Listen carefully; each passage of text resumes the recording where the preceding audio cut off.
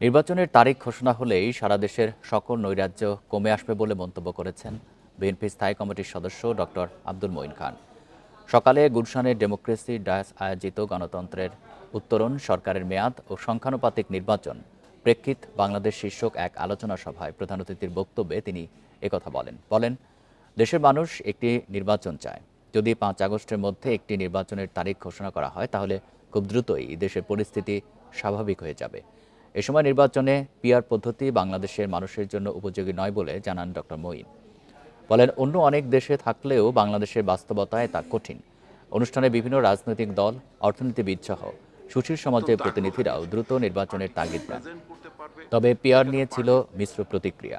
সেমিনারে আরও বক্তব্য রাখেন অধ্যাপক ডক্টর মাহবুবুল্লাহ খান, ডক্টর দেবপ্রিয় ভট্টাচার্য সহ রাজনৈতিক ব্যক্তিত্বরা।